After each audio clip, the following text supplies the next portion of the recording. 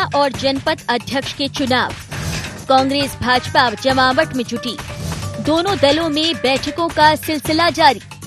प्रदेश की 313 जनपद पंचायत के अध्यक्ष उपाध्यक्ष का चुनाव। 2 चरण में 27 और 28 जुलाई को होना है चुनाव। 29 जुलाई को जिला पंचायत के अध्यक्ष उपाध्यक्ष का चुनाव। नगरीय निकाय के चुनाव का घमासान भले थम गया हो, लेकिन जिला और जनपद पंचायत के लिए अध्यक्ष और उपाध्यक्ष की जमावट में कांग्रेस बीजेपी जुट गई है। लेकिन अभी भी प्रदेश की 313 जनपद पंचायत के अध्यक्ष उपाध्यक्ष का चुनाव के लिए जमावट की जा रही है। 2 चरण में 27 और 28 जुलाई को चुनाव होने हैं। वहीं 29 जुलाई को जिला पंचायत के अध्यक्ष और उपाध्यक्ष का भी चुनाव है, जिसके लिए कांग्रेस और भाजपा ने जिलों में बैठकों का सिलसिला शुरू कर दिया है। वहीं भाजपा ने मंत्रियों को गृह और प्रभार के जिलों में अधिक से अधिक पार्टी समर्थक सदस्यों को अध्यक्ष उपाध्यक्ष बनाने की जिम्मेदारी दी है।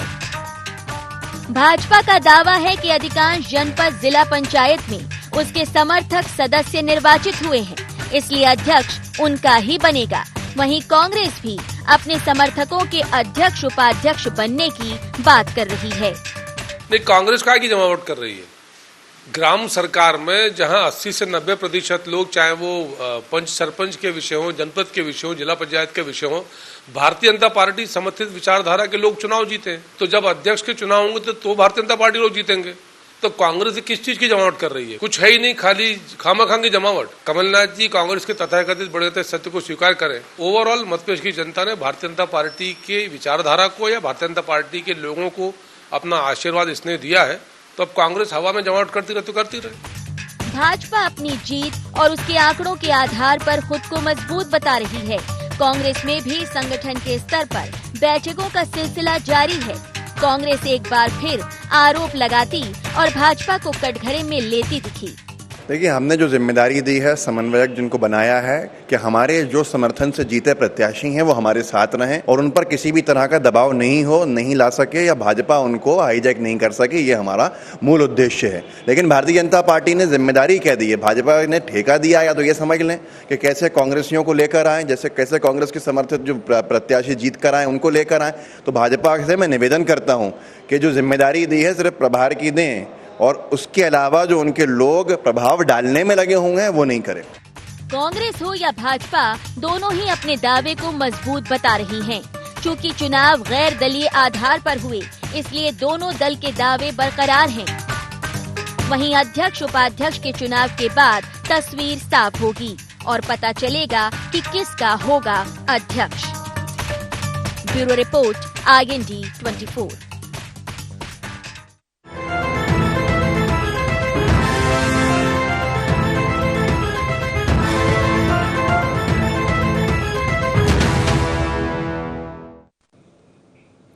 नमस्कार, IND एजेंडा में आपका स्वागत है। मैं हूं आपके साथ नाज़नीन नकवी। बात हो रही है कि किसका होगा अध्यक्ष, और इसे लेकर तमाम तरह के कयास जो हैं वो सियासी दल लगा भी रहे हैं, जोर आजमाइश कर रहे हैं और दावे दोनों ही दलों के बरकरार हैं। विस्तार से हम भी बात करेंगे, लेकिन पहले नजर एजेंडा पॉइंट्स पर। जिला जनपद अध्यक्ष उपाध्यक्ष पर क्यों छिड़ा घमासान? क्या सियासी दलों को सता रहा क्रॉस वोटिंग का डर? क्या बहुमत के बावजूद बिगड़ सकता है भाजपा का गणित? क्या सियासी जमावट कर कमलनाथ दिखा पाएंगे कमाल? निकाय चुनाव के परिणामों को लेकर कांग्रेस उत्साहित है और अब जिला जनपद में उपाध्यक्ष और अध्यक्ष के पद को लेकर भी अपनी अपनी दावेदारी दोनों दलों की तरफ से आ रही है। लेकिन इन मामले में भी क्रॉस वोटिंग के डर की बात भी निकलकर सामने आ रही है, बाड़ेबंदी की बात निकलकर सामने आ रही है। लेकिन इन बातों में कितनी सच्चाई है, इसे समझने की कोशिश करते हैं। पहले मेहमानों से परिचय करा देती हूँ। वरिष्ठ पत्रकार हमारे साथ जुड़ रहे हैं स्टूडियो में। रमेश शर्मा जी, बहुत स्वागत है आपका। हमारे साथ सिद्धार्थ राजावत जी जुड़ेंगे, कांग्रेस का पक्ष रखेंगे, और साथ ही हमारे साथ गोविंद मालू जी जुड़ रहे हैं, आप बीजेपी का पक्ष रखेंगे। तीनों का बहुत स्वागत है। धन्यवाद। शुरुआत गोविंद जी आपसे करना चाहेंगे। अगर आंकड़ों की बात करें और जिस तरह के परिणाम आए हैं, अभी हमने बीजेपी से प्रवक्ता उनकी बाइट को भी सुना और काफी दम भरा जा रहा है कि जो उपाध्यक्ष होंगे, जो अध्यक्ष होंगे, वो आपकी पार्टी के समर्थित क्योंकि लोग हैं, इसलिए आपकी ही तरफ से बनने वाले हैं। लेकिन कांग्रेस ये कह रही है कि इस मामले में भी आप दबाव की राजनीति कर रहे हैं। नाज़नीन, कांग्रेस की तो मुझे इस सारे सोच पर हंसी आती है, जिन लोगों ने देश पे आज तक केवल यही राजनीति की, तोड़ फोड़ करके राजनीति की, सरकारों का पूरा ट्रांसफर कांग्रेस में करा लिया। जो कॉलेज के चुनाव इसलिए बंद हुए कि इनके समर्थित लोग उठा के ले जाते थे सीआर को, यूआर को और पदाधिकारियों के, वो आज इतने राजा हरिश्चंद्र जैसी बातें कर रहे, शंकराचार्य के मठ में जैसे राजनीति कर रहे। मुझे समझ में नहीं आता है कि कांग्रेस इन सारी असफलताओं और गलतियां और जो जनाधार घटा है उसका पूरा का पूरा खामियाजा, पूरा का पूरा दोष भारतीय जनता पार्टी के स्तर पर क्यों मारना चाहती है। पहले तो वो अपनी लोकप्रियता हासिल करे जनता में, यदि उनके समर्थक लोग ज्यादा जीतते हैं तो समर्थक भी मजबूत होना चाहिए जो उनके साथ रहेंगे। तो भागते इधर उधर, हम किसी को नहीं पकड़ते, ना हम किसी को वोटिंग देते। हम तो हमारे पुस्तकों पर भरोसा है, हमारे जो विचारधारा के लोग जो चुनाव जीते हैं गैर दलीय और हमारे विचारधारा हमसे जो जुड़े हैं, जो हमारे अनुप्राणित है, तो विकास और सुशासन को सर्वोपरि समझते हैं। ऐसे लोग साथ में आते हैं तो हम हमारे साथ वो हमारे समर्थक कहलाए जाएंगे। लेकिन कांग्रेस इन सारे चीजों से अलग हटके केवल वितंडावाद करती है, केवल भ्रम फैलाती है, केवल शोर मचाती है। और कांग्रेस का काम यह है कि असफलता का किसी दूसरे के मत्थे पर मढ़ दिया जाए, असफलता का दोष। कांग्रेस जवाब ले लेती हूँ गोविंद जी, केवल आपकी आवाज भी मुझ तक थोड़ी कम पहुंच पा रही है। सिद्धार्थ जी क्या कहना चाहेंगे इस आरोप के बदले? देखिए नाज़नीन जी, मालू जी ने बहुत सारे कांग्रेस के ऊपर आरोप लगाए हैं। तो सर्वप्रथम तो मैं उनको ये बता दूं कि हमारे देश के गृह मंत्री, तड़ीपार गृह मंत्री जो तड़ीपार रह चुके हैं, अमित शाह जी, उन्होंने 8 राज्यों में सरकार गिराने का प्रयास किया, असफल प्रयास किया। उसमें से वो 4 में सफल हो गए। और ये बात मालू जी को भी ज्ञान में रखना चाहिए कि लोकतंत्र की हत्या करने कौन निकला है। किस प्रकार से अमित शाह जी ने हमारे गोवा में, आप देखिएगा, गोवा हो गया, नागालैंड हो गया, उत्तराखंड हो गया, मध्य प्रदेश हो गया, इन्होंने राजस्थान में भी असफल प्रयास किया। तो ये बात कम से कम कांग्रेस को तो नहीं बताएंगे। सर्वप्रथम ये अपने आईने में देखें कि भारतीय जनता पार्टी क्या कर रही है, कथनी और करनी में क्या फर्क है। और रही बात कार्यकर्ताओं का, आपके बीच में मैं नहीं बोला हूं, तो प्लीज आदरणीय आप मत बोलिएगा। आपका समय आएगा तब आप बोलिएगा प्लीज। आसाम के प्रदेश आपसे निवेदन कर रहा हूं, आसाम में भी आपने क्या किया वो भी मालूम है। हम पर क्यों मत्थे मर रहे हैं? अरे सीधे सीधे आपने 10,000 करोड़ रुपया खर्च किया सरकार गिराने में। 10,000 करोड़ रुपया, 35 करोड़ रुपए में मध्य प्रदेश के विधायक खरीदे हैं। आप हमको ना सिखाएं। मालू जी आप वरिष्ठ हैं, बड़े हैं, बुजुर्ग हैं, इसलिए मैं आपका सम्मान कर रहा हूं। बीच में चलती ट्रेन में ना चढ़ें, चलती ट्रेन में ना चढ़ें, आपसे निवेदन कर रहा हूं मैं। नाज़नीन जी प्लीज इनको समझाइए। एक करके बात कर लेते हैं। मालू जी आप अपने वक्त पे बोलिएगा, मैं समय दूंगी। एक इनकी बात हो जाए, इनकी बात का जवाब आपसे लेंगे। जी बोलिए। किस प्रकार से राहुल लोधी का एक ऑडियो वायरल हुआ है, किस प्रकार से वो धमका रहे हैं हमारे जिला पंचायत के जो सदस्य हैं उनको कि सर्टिफिकेट लेके मेरे घर आ जा जल्दी। किस प्रकार से आप सागर की घटना देखिए, आज हम लोगों ने प्रेस कॉन्फ्रेंस करी है। सागर जिले में आज किस प्रकार से हमारे प्रत्याशियों को धमकाया जा रहा है, उनके घर के आगे बुलडोजर खड़ा कर दिया है कि अगर आपने हमारे पक्ष में वोट नहीं डाला और हमें सर्टिफिकेट नहीं भेजा तो ये बुलडोजर चल जाएगा। ये कहाँ का न्याय है? ये आप जो ऐसा उन्होंने क्या किया है कि बुलडोजर चल जाएगा और वो देखते रहेंगे? देखिए हमारे लोकतंत्र में ऐसा कभी नहीं होता। आप फिर बीच में बोलने लगे। सही राज में नहीं रहना है। अरे आपको बीच में बोलने की आदत है, आपको ये सिखाया जाता है कि किसी सामने वालों को नहीं बोलने दें। पहले आप सुनिए, अरे आप सुनिए पहले मालू जी, आप वरिष्ठ हैं, मैं आपका सम्मान कर रहा हूँ, आप बुजुर्ग हैं, फिर भी आप है ना सम्मान नहीं चाहते हैं। हमारे पूर्व मुख्यमंत्री और प्रदेश अध्यक्ष माननीय कमलनाथ जी ने बोला था पुलिस पैसा प्रशासन का पूरा उपयोग करेगी भारतीय जनता पार्टी, और आप लोग कर रहे हैं। और आप सिर्फ आवाज दबाना जानते हैं, पर जनता की आवाज आप 23 में नहीं दबा पाएंगे। आप जोर जोर से बोल के आवाज नहीं दबा पाएंगे। सुन लेते हैं मालू जी क्या कह रहे हैं, सुन लेते हैं। बोलिए मालू जी, डरेंगे। बोलिए मालू जी, बोलिए। के लिए डरते हैं बुलडोजर से? अरे बुलडोजर चलाना है तो रमाया होटल में चलाएं ग्वालियर में, जो बलात्कार में अवैध कामों पर। अरे सुनिए, नरेंद्र सिंह तोमर के संग फोटो है, नाले पे होटल बनाए, उस पर बुलडोजर क्यों नहीं चला रहे हैं? चलाइए उस पर बुलडोजर। शिवराज सिंह जी का बुलडोजर क्यों नहीं जा रहा? आपके उपचुनाव में लोकेन्द्र पारासर ने वहां पे ऑफिस बनाया था, चलाइए बुलडोजर। ठीक है राजावत जी, मैं आती ठीक हूँ में बोलते हैं आप, मालू सुनते जी, नहीं किसी की। आपसे भी चर्चा को आगे विस्तार देंगे। रमेश जी हमारे साथ हैं, उनसे समझ लेते हैं। रमेश जी, सियासी दल कांग्रेस हो या बीजेपी अंत्योदय की बात करती है। कांग्रेस ने कहा कि हमने लगातार 70 सालों में देश को आगे बढ़ाने का काम किया, और अगर देखा जाए सरकार में रहते हुए भ्रष्टाचार की तमाम खबरें सामने आती हैं। लेकिन एक स्वस्थ राजनीति में अगर हम देखें तो क्या आपको अभी दिखाई दे रहा है उस तरीके की राजनीति का, अगर हम बात करें जिसमें देश की भलाई होती है, जिसमें प्रदेश की भलाई होती है, जनता की भलाई होती है? क्योंकि अगर जिला पंचायत और जनपद पंचायत के चुनावों की हम बात कर रहे हैं, उसमें अध्यक्ष और उपाध्यक्ष चुने जाने की बात कर रहे हैं, और उसमें भी सियासी दलों को यह डर सता रहा है कि वो अपने लोगों को बाहर भेज रहे हैं, वहां पे क्रॉस वोटिंग का डर सता रहा है। अभी भी जो पार्टी समर्थित लोग हैं उनकी विचारधारा बदल सकती है, किसी दूसरी पार्टी की तरफ वो जा सकते हैं। तो क्या लग रहा है आपको, कहां कमी आप देखते हैं? देखिए, मोटे तौर पर ये मैं कहीं ना कहीं जो नैतिकता की कमी आ रही है, ये समाज में भी आ रही है, राजनीति में भी आ रही है, मैं वो नैतिकता की कमी कहीं ना कहीं देख रहा हूँ। मोटे तौर पर क्रॉस वोटिंग का डर दोनों ही राजनीतिक दलों को है, और इस संभावना से इनकार नहीं किया जा सकता कि कुछ इधर के लोग उधर वोट कर रहे हैं और कुछ उधर के लोग उधर वोट कर रहे हैं। इस संभावना से इनकार नहीं किया जा सकता। ये ठीक है कि इनकी संख्या कम होगी, लेकिन फिर भी मुझे जो लग रहा है, मेरा अनुमान है कि लगभग 10% जो परिणाम है वो क्रॉस वोटिंग के आधार पर होंगे, ये बराबर लग रहा है।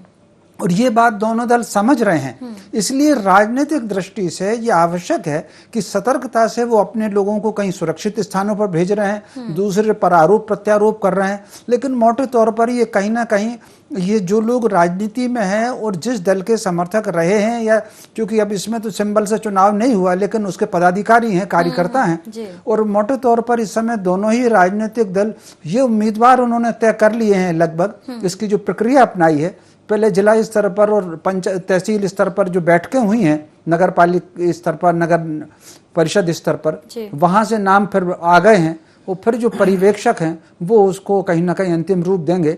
और दोनों ही दलों की जो पॉलिसी है, कि मैं समझता हूँ, हो सकता है, मेरा जानकारी कितनी है, सिद्धार्थ जी और अपना मालू जी बताएंगे, गोविंद मालू जी, तो कुल मिलाकर के जो तय किया है कि जहां विधायक है, ये जिला इकाई का अध्यक्ष है, और जो पर्यवेक्षक है, और जहां पर विधायक नहीं है, हार गया है, तो वहां पार्टी का जो विधायक है जो हार गया है, वो मिलकर के इसको नाम को अंतिम रूप देंगे। दोनों का ये है। लेकिन फिर भी नाजनीन जी, क्रॉस वोटिंग की संभावना से इनकार नहीं किया जा सकता।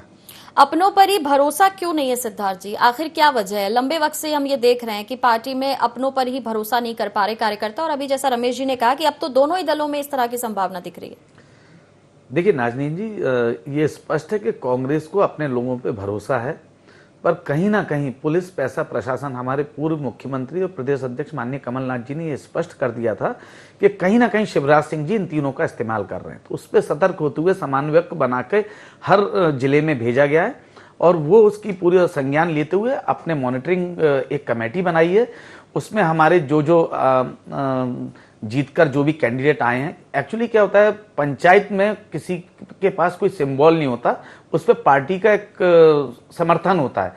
तो जो समर्थन से जीते हुए लोग होते हैं उनको हमें एकजुट करके उसको पूरा उसकी जानकारी हमने माननीय वो लोग समन्वयक और जो वहाँ के प्रभारी हैं और जो वहाँ के विधायक हैं जो पूर्व में हारे हुए भी हैं, वो भी उसमें संज्ञान लेते हुए पूरी कमेटी में उनका पूरा कमेटी बनाकर वो माननीय कमलनाथ जी के पास भेज रहे हैं। बस हमको डर इसी बात का है कि पुलिस पैसा प्रशासन का दुरुपयोग ना हो। ये बात तो आप नगरीय निकाय चुनाव में भी कह रहे थे, कमलनाथ जी भी ये बात कह रहे थे, लेकिन फिर आप रीवा, जबलपुर और ग्वालियर में जब आपकी जीत होती है तो फिर क्या पुलिस पैसा प्रशासन आपको लगता है कि वहां पर इस्तेमाल नहीं किया? आपके आरोपों पर अगर मैं बात करूं, नाजनीन जी, आपको बड़े विश्वास के साथ बताना चाहता हूँ किस प्रकार से टीकमगढ़ के जतारा में किस प्रकार से एसपी ने, कलेक्टर ने फोर्स भेज के हमारे जीते हुए यादव जो कैंडिडेट था उसका घर तोड़वाया, उसके अंदर तोड़फोड़ की और उससे सर्टिफिकेट छीन के वहां पे तो राजावत जी आपकी तरफ से अभी आपने थोड़ी देर पहले ग्वालियर का जिक्र किया, आपने भी थोड़ी देर पहले मालू जी से ग्वालियर का जिक्र किया, आपने कहा वहां बुलडोजर भेजा जाना चाहिए, वहां पर इस तरीके से अपराधी जो हैं तत्व वो सिर उठा रहे हैं।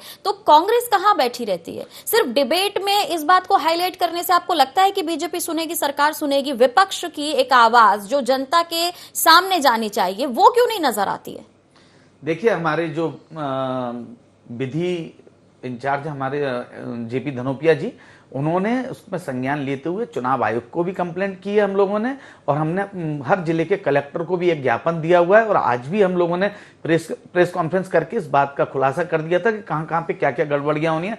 आप देखिए किस प्रकार से उज्जैन की जीती हुई सीट हम 54 वोट से जीत गए थे, पर कहीं ना कहीं प्रशासन चलिए गोविंद मालू जी, गड़बड़ियां जो हुई थी उसकी शिकायत हो चुकी है और आने वाले समय में कांग्रेस को गड़बड़ियों का अंदेशा है कि आपकी पार्टी जो है गड़बड़ी कर सकती है। देखिए, ये कांग्रेस की पराजय की मानसिकता है, वो खुद ही नहीं जीत पा रहे और दोष हमारे मत्थे बढ़ते हैं। जब चुनाव हार जाते हैं तो ईवीएम को दोष देते हैं, जब वोट हार जाते हैं तो अपहरण और पुलिस प्रशासन पैसे इसको दोष देते हैं। आज तक कांग्रेस ने यही किया है, उठाते दूसरे के लोग तोड़े। आज जनसंघ से लेकर भारतीय जनता पार्टी तक हमारे किसी व्यक्ति को तोड़ पाए क्या? ये तब तो राहुल लोधी का जो ऑडियो आ रहा है उसको आप मानेंगे कि वो सही है या गलत है? राहुल लोधी आपकी पार्टी का है, पार्टी का भतीजा है कि नहीं? नेहरू जी के राहुल लोधी को आप पहले बताइए। राहुल लोधी, मेरी बात सुन, अरे आप राहुल लोधी का बताइए जो ऑडियो आया है वो सही है या गलत है? आप जनसंघ पे मत जाइए, राहुल लोधी का बताइए। आप सागर में आपके जो मंत्री हैं उनके जो वीडियो वायरल हो रहे हैं वो सही है या गलत है? पहले आप ये बताइए। बड़े नेता नेहरू ने, हमारे जीते हुए प्रत्याशी को जो धमकियां दे रहे हैं, कहा थे, सबको मालूम है। नेहरू ने कहा था कि जनसंघ को कुचल डालूंगा। वो जब हकमका गए तो तोड़ नहीं पाया जनसंघ के लोगों को, तो कहा जनसंघ के लोगों जनसंघ को कुचल डालूंगा। ये मानसिकता कांग्रेस की नहीं है, आपके नेताओं की, आपके आकाओं की। जो आप जैसे आपकी अलग थोड़ी हो सकती है। बेच रहे हैं देश को, और देखिए पूर्व प्रधानमंत्री का नाम इस प्रकार से ले रहे हैं, शर्म नहीं आती आपको? ट्रांसपेरेंट है लालू जी, आप इतने वरिष्ठ होके, लोकतंत्र ट्रांसपेरेंट है। इस प्रकार आप जाओ, कोर्ट जाओ, आपके थोड़ा और समझ लेते हैं। चुनाव आयोग जैसी संवैधानिक संस्था पर भरोसा तो वहां जाओ। पर बात करते आप किसी का कैप्चर करके थोड़ी चलाते थे। मालू जी मुद्दे पर बात करते हैं। हमारे इन संस्थाओं को आपने निजी संस्था बना लिया, ऐसी भारतीय जनता पार्टी नहीं करती है। मालू जी की आप तक आवाज पहुंच रही है मेरी? आप जाइए वहाँ। मालू जी आवाज पहुंच रही है मेरी? लड़ाई लड़िए। मुद्दे पर बात करते हैं। सवाल ये कि अगर बीजेपी के पास बहुमत है तो भी आपकी पार्टी को सेंधमारी का डर क्यों सता रहा है? अगर कांग्रेस को ये डर है तो बीजेपी को भी डर है। मालू जी की आवाज पहुंच रही है? हार रहे हैं आप। मालू जी, आपके लोग ही नहीं जीते, कहाँ से जीतेंगे आप? मालू जी की आवाज पहुंच रही है मेरी? लोग जिताते, वो सुनते ही नहीं है। मालू जी आवाज पहुंच रही है? पे चलती ट्रेन में चढ़ जाते हैं, मालूम ही नहीं है कि दिल्ली जा रही है या बॉम्बे जा रही है, और रह दे के इनको याद सताने लगती है हमारे स्वर्गीय प्रधानमंत्री जवाहरलाल नेहरू जी की। हर चीज में जवाहरलाल नेहरू जी जिम्मेदार हैं। और जो दो खरीद रहे, जो बेच रहे हैं, उनकी कभी जिक्र नहीं करेंगे। पूरा देश बेच दिया आप लोगों ने। बर्बादी की है। सुन लेते हैं क्या बोल रहे, सुन लेते हैं। मालू जी, सवाल ये है कि अगर कांग्रेस को क्रॉस वोटिंग का डर सता रहा है, आप बार बार आपकी पार्टी के लोग बहुमत है इस तरह की बात दोहरा रहे हैं, लेकिन क्रॉस वोटिंग का डर आपको भी सता रहा है, तो अगर बहुमत है तो फिर इस डर के क्या मायने निकाले जाएं? देखिए, बहुमत है तो डर के मायने कुछ नहीं है। हम तो हमारे लोगों को सतर्क कर रहे हैं कि देखो, कांग्रेस जिस ढंग की राजनीति आज तक करती रही, प्रलोभन देने की और गुंडागिर्दी करने की, उससे हम सतर्क रहें और हमारे लोगों को हम हिदायत दे रहे हैं। हमारे लोग कहीं नहीं जा रहे हैं, लेकिन फिर भी हम उनको सतर्कता के लिए हिदायत दे रहे हैं कि कांग्रेस की आदत है खरीद बिक्री करने की, प्रलोभन देने की और दबाव की राजनीति करने की। 35 करोड़ में विधायक आपने खरीदे और कांग्रेस पे आप शर्म नहीं आती आपको? शर्म नहीं आती? के चुनाव इसलिए बंद हुए कि आप लोगों ने इस उम्र में तो शर्म करो। ऊपर वाले को जाके क्या जवाब दोगे आप? देश चलाया है, प्रदेश चलाया है, चलिए ठीक है नगर रमेश चलाया है, जी, ग्राम सरकार चलाए से हैं। जानिए कि जो टीस है कांग्रेस की वो जाती नहीं है, मुद्दा कुछ भी हो, विषय कुछ भी हो, लेकिन विधायक बिके थे और बीजेपी ने खरीदे थे, इस तरह के जो आरोप हैं लगभग हम सुनते आ रहे हैं। उसके फैक्ट्स जो हैं वो कांग्रेस कभी सामने नहीं ला पाई। लेकिन क्या लगता है कि अभी इन मामले में अगर हम देखें, नगरीय निकाय चुनाव के परिणाम आए और इस तरीके से आरोप लगाना कांग्रेस का कि पैसा पुलिस प्रशासन का उपयोग हो रहा है, तो क्या आपको लग रहा है कि जनता तक अगर सीधे तरीके से कनेक्ट होने की कोशिश मुद्दों के साथ कांग्रेस करे तो और बेहतर परिणाम आ सकते हैं, जैसा कि हमने अभी देखा? निश्चित रूप से ये बात सही है कि कहीं ना कहीं राजनीतिक दलों को एक दूसरे पर आरोप लगाने के बजाय कहीं ना कहीं जनता से कनेक्शन रखना चाहिए। मुझे एक बात बताइए, अब 16 में से भाजपा 9 नगर निगम जीती है, 7 हार गई, और तो कुल मिलाकर के अगर हार गई है तो जनमत के आधार पर ही तो वो हारी है, और 9 अगर जीती है तो वो जनमत के आधार पर ही जीती है। तो मोटे तौर पर यह बात हम राजनीतिक दलों को समझना पड़ेगी कि उनकी सफलता और उनकी असफलता दोनों जन समर्थन पर निर्भर करती है, एक दूसरे के आरोप पर बहुत ज्यादा निर्भर नहीं कर सकता। हम अगर टीवी डिबेट में ही देखें, टीवी डिबेट में ही अगर बहुत ज्यादा आरोप होंगे, बहुत ज्यादा शोर होंगे, तो आदमी तुरंत चैनल बदलता है और वो देखता नहीं है। इसके अलावा एक और बात नाज़नीन जी, मेरा अपना अनुभव है, हो सकता है मेरा अनुभव गलत हो, कि कोई व्यक्ति लगातार किसी की आलोचना करता हो, अपन अपनी जिंदगी में देखें, एक व्यक्ति है किसी दूसरे की बुराई करता है तो हम उससे बात करना बंद कर देते हैं, अरे यार ये तो अभियान खोलेगा। तो ये राजनीतिक दलों को ये समझना चाहिए, जब भी सत्ता परिवर्तन हुई है, ये मेरा निजी अनुभव है कि जब भी सत्ता परिवर्तन हुई है वो आरोपात्मक मुद्दों पर कभी नहीं हुई। जब भी कोई नई बात कही है तो सत्ता परिवर्तन हुई है। मैं एक उदाहरण देना चाहता हूं, मध्य प्रदेश का 2018 में किसान कर्ज माफी की बात लेकर आए थे, लेकिन उपचुनाव में आपने सिर्फ एक ही राग आलापा था, बार बार ये कहा था कि आपके विधायकों की खरीद फरोख्त हुई है और जनता का इस पर बिल्कुल असर नहीं हुआ। नहीं, देखिए कहीं ना कहीं हम उसमें असफल रहे, इस बात का हम लोगों ने उसमें संज्ञान लिया। उस पर हमारे पूर्व मुख्यमंत्री और प्रदेश अध्यक्ष माननीय कमलनाथ जी ने उस पर मंथन भी किया और उसके बाद हम लोगों ने 8 माह और पूरा जो हमारा वर्कआउट था वो करने के बाद हम जनता के बीच में गए, घर चलो घर घर चलो जन जागरण अभियान, और हमने जाके जनता के बीच में जो जो कमियां थी भारतीय जनता पार्टी की, महंगाई, बेरोजगारी, उसको हमने बताया और जनता ने उस चीज को स्वीकार किया। और हम आप देखिए 57 साल बाद हम ग्वालियर जीते, 28 साल बाद जबलपुर जीते, जबकि जबलपुर हमारे भारतीय जनता पार्टी के प्रदेश अध्यक्ष और राष्ट्रीय अध्यक्ष नड्डा जी दोनों की ससुराल है और दोनों का अच्छा वहां पे हस्तक्षेप है।